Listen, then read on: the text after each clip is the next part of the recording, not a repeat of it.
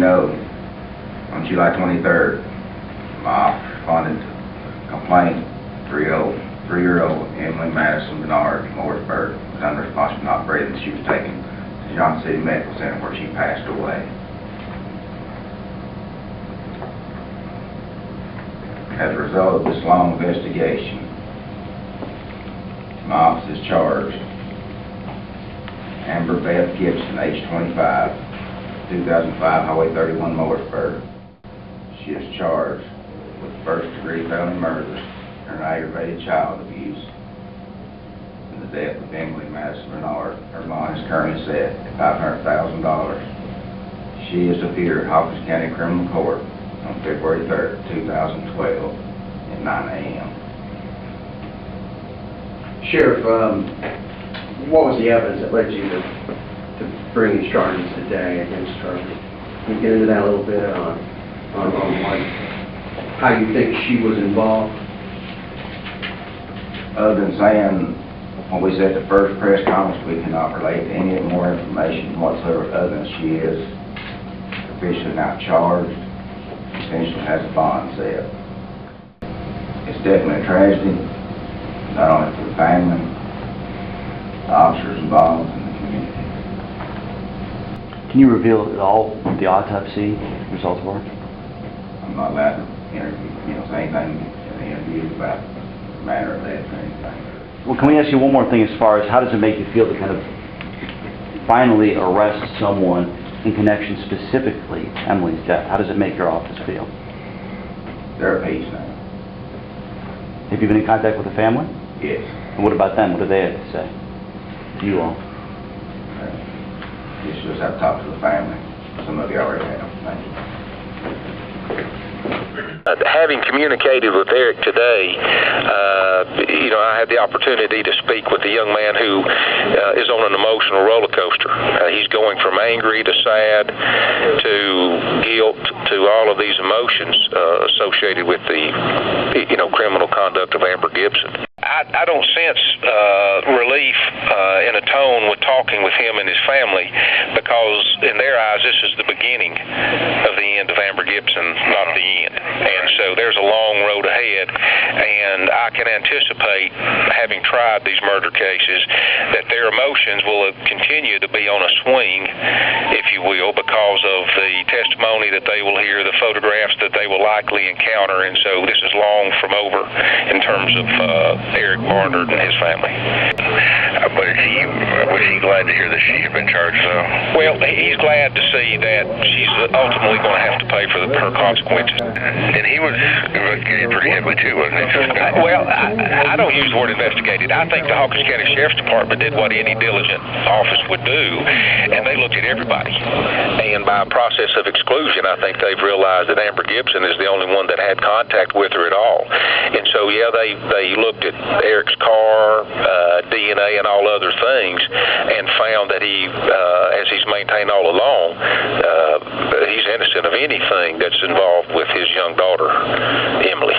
Does he feel guilt about having this relationship with this woman who is accused of killing his child? We didn't discuss that, but I'm sure his heart's broken at different levels. Does he still have feelings for her? No, absolutely not. No, those feelings, I think, were overtaken when he got the call from her that Emily had been hurt. I think his emotions turned at that moment and continue to get further away from Amber. Well, he's got to feel awful about bringing this woman into his daughter's life. We've not had that discussion. I think he's glad that the Sheriff's Department has her instead of him. I'll say it that way. He's very angry.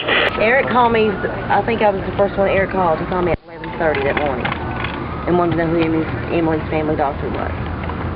Told me she had fell and hit her head, and they were going to take me to the doctor. Did you know at that point, or did you? I was sick. I got a very uneasy feeling. I got a knot in my stomach, and he told me that they were med-plating her to Knoxville, that she had bleeding on the brain. Apparently she also had bruises all over her body. So how yes, she did. How did he explain, that? Neither one of them spoke to me when we went to the hospital. Neither one of them talked to me. But I uncovered her and I looked. I wanted to see for myself. And clearly to you it was no accident? No. There's no way this child could have got all those bruises by accident. You know, like I said, I have 3 grandkids. We have 3 others that live with us. I have 2 grandsons. I know bumps and bruises. These were not bumps and bruises. These were not caused by a fall or just everyday play. Because when we had her, she never had a mark on her nowhere. And the bruises on her back and her butt and her leg, no. That child could not have got those by just a simple fall. Did it look like someone was hitting her? Yes. She had a huge bruise on the side of her face right here. Huge, and it was green, and her eye was swollen. That didn't come, I mean, yes, she could fell, but it was not from a fall. I've seen her fall. She's fell at the house many times and got little knots and bumps and bruises. But never once did she lose consciousness and no. This was intentional. And I would like to hear her. I don't know if it would make sense or if it would, there's no sense to it make, but I want to hear it come out of her mouth. What happened to this child to make her go off like this? Was she on drugs? Was she, I mean, Emily was the sweetest child ever was. I mean, she very seldom ever even cried. What set her off to do this, to beat this child that way? I want to hear it out of her mouth. I took Emily's mother with me, and Eric, and I had to show all my paperwork before I had custody of her. And when I went in, I didn't want them to see until I seen what happened. And the nurse and the doctor lady rolled her over and showed me the back of her little head, side of her head. And if she had fell and hit her head on a cabinet door, it would have just maybe been on this side. But her little head was messed up back in here. I didn't have them to raise her up on account I knowed she was hurt.